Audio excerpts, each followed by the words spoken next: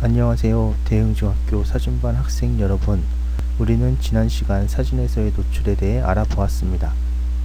카메라를 사용하여 빛을 받아들이는 시간과 양을 조절해 표현하는 방법을 배우고 실습해 보았습니다.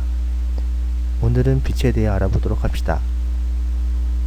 첫 시간에 얘기했듯이 사진은 빛으로 만드는 예술입니다. 그만큼 빛이 중요하고 빛을 다루는 것이 어렵지만 재밌습니다. 오늘 배울 내용은 빛의 종류와 방향에 관한 것입니다. 사진에서의 빛은 크게 두 가지로 나눌 수 있습니다. 첫째는 자연광. 자연광은 태양광을 이야기합니다. 태양광은 자연계에 존재하는 가장 강한 빛이며 사진을 가장 아름답게 만들어주는 빛이기도 합니다. 이런 태양광의 가장 큰 장점은 무엇일까요?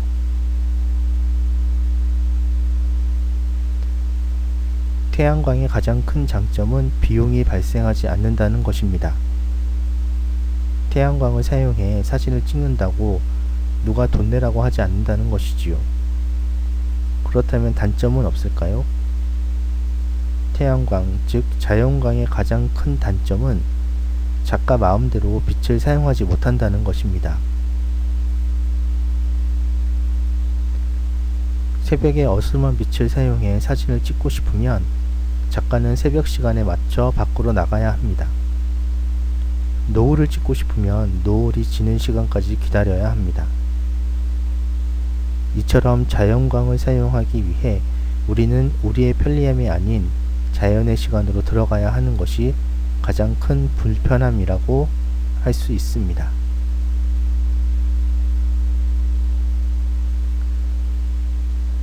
사진에서 이야기하는 빛 중 다른 하나는 인공광입니다. 태양광을 제외한 모든 빛을 이야기하는 것으로 우리가 주변에서 볼 수 있는 빛, 예를 들어 형광등, 플래시, 핸드폰 불빛도 인공광에 속합니다. 인공광의 가장 큰 장점은 작가가 마음대로 결정하고 사용할 수 있다는 점입니다. 밤에도 나처럼 환하게 사진을 찍을 수 있고 야외가 아닌 실내에서도 충분한 빛을 만들어낼 수 있습니다. 그렇다면 인공광의 가장 큰 단점은 무엇일까요? 그렇습니다. 비용이 발생합니다. 꽤 많이 발생합니다. 여러분은 카메라에 달린 플래시, 스트로보라고도 하는 장치를 보셨을 것입니다. 그거 꽤 비쌉니다. 여러분들이 생각하는 것보다 더 비쌉니다. 그리고 작가가 원하는 빛을 만들기 위해 이런 장치가 몇 개씩 필요한 경우도 많습니다. 이런 것에서 모두 비용이 발생합니다. 또 이런 장치를 작동하기 위한 전기를 사용하는 것도 비용으로 봐야 합니다. 이렇게 인공광을 잘 사용하기 위해서는 많은 비용이 발생하는 것입니다. 그렇다고 어떤 것이 더 좋고 더 안 좋다고 얘기할 수는 없습니다. 상황에 따라 빛을 사용하여 사진을 찍는 것은 사진작가인 여러분의 판단에 따르기 때문입니다. 빛의 종류에 대해 알아봤으니 빛의 방향에 따른 효과를 알아보도록 합시다.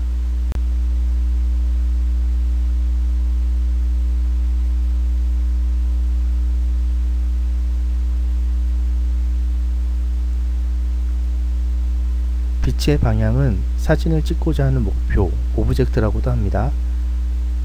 이 목표를 여러분이 보고 있는 화면 중앙에 노란 점을 기준으로 합니다. 목표물은 사람이 될 수도 있고 사물이 될 수도 있겠는데요. 이 목표물의 정면에서 들어오는 빛을 순광이라고 합니다. 여러분이 소풍이나 수학여행에서 단체 사진을 찍을 때 사용하는 빛의 방향이고 가까이에는 증명사진 찍을 때 사용하는 빛이라고 생각하시면 됩니다.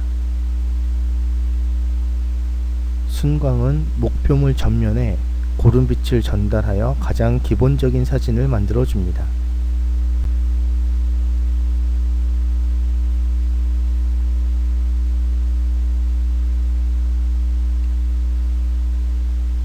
이런 사진들을 만들어 줍니다.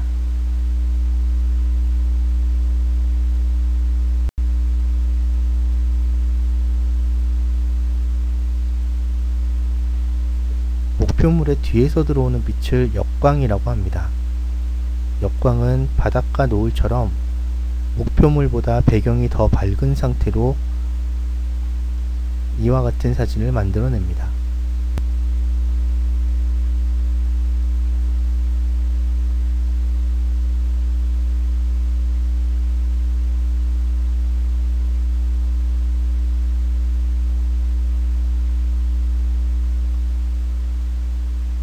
오른쪽 사진도 역광 사진입니다.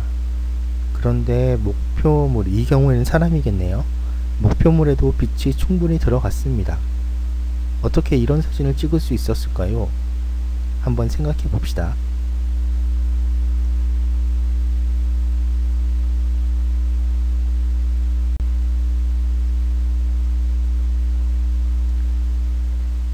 목표물의 옆쪽, 그러니까 측면에서 들어오는 빛을 측광 또는 측면광이라고 합니다. 이 빛은 특히 사람을 촬영할 때 사람 얼굴을 입체적으로 만드는 데 도움이 됩니다. 순광과 측광 사이의 빛은 반순광이라고 하고, 통상적으로 이 빛을 가장 예쁘다고 합니다.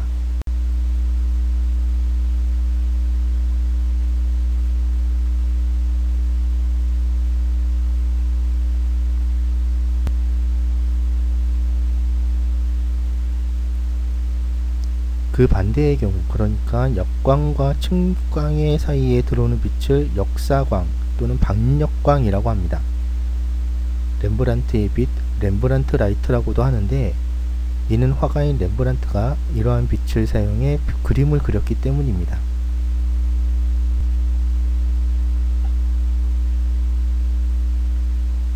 이 인물이 렘브란트이고요. 렘브란트의 자화상입니다.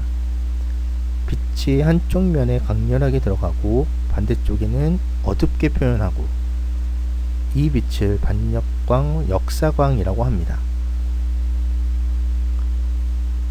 이 반역광은 영화나 드라마에서도 사용되는데요. 극중 인물의 심리 상태를 표현하곤 합니다.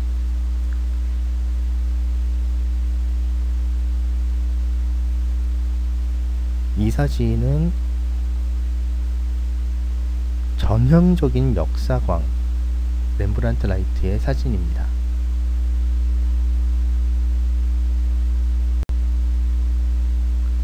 지금까지 우리는 빛의 종류와 방향에 따른 효과를 알아보았는데요.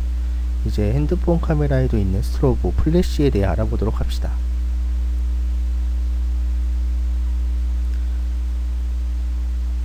플래시는 기본적으로 사진을 찍을 때 부족한 광량을 채워주는 도구입니다.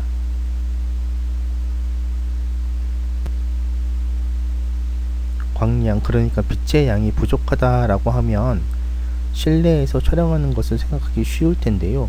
꼭 그런 것만은 아닙니다. 이처럼 야외에서 플래시를 터뜨려 목표물에 빛을 더 주는 일도 흔합니다. 그렇게 해서 사진작가가 만족할 만한 사진을 찍게 된다면 그렇게 해야죠. 그리고 이 사진과 같이 역광인 상황에서는 플래시가 아주 큰 도움이 됩니다.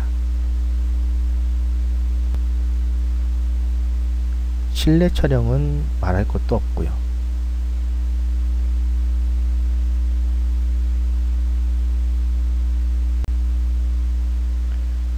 그런데 플래시가 이처럼 부족한 광량을 더해주는 도구로만 쓰이는 것은 아닙니다. 작가의 의도를 관객에게 전달해주는 도구이기도 합니다. 이 사진은 일본의 사진가 구와바라 시세이가 찍은 미나마타병 가족들이라는 사진입니다. 사진 전체로만 보면 평범한 가족 사진이라고도 볼 수 있습니다. 사진 속 인물들의 표정도 밝고요. 그러나 이 사진은 미나마타병에 걸린 사람들의 가족들을 찍은 사진이고 일종의 사회 고발형 사진입니다. 작가는 사진의 중앙에 플래시를 사용해 관객의 시선이 중앙으로 집중하도록 하였습니다. 작가가 보여주고 싶은 것을 빛으로 관객의 시선을 사로잡은 것입니다. 이때 큰 역할을 하는 것이 플래시입니다.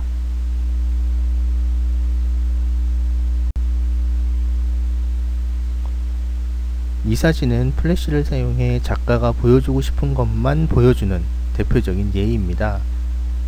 동굴 효과라고도 하는데요. 일종의 플래시 사용법입니다. 대부분의 경우 플래시를 잘못 사용했을 때 나타나는 현상이지만 작가의 의도대로 사용되었다면 이와 같은 사진도 만들어낼 수 있습니다.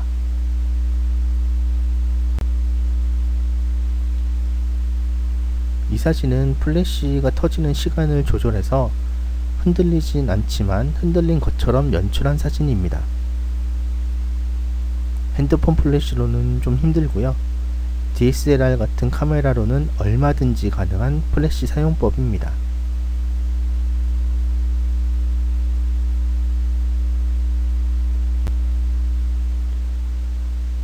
지난 시간과 이번 시간에 우리는 빛과 노출에 대해 여러가지를 살펴보았습니다.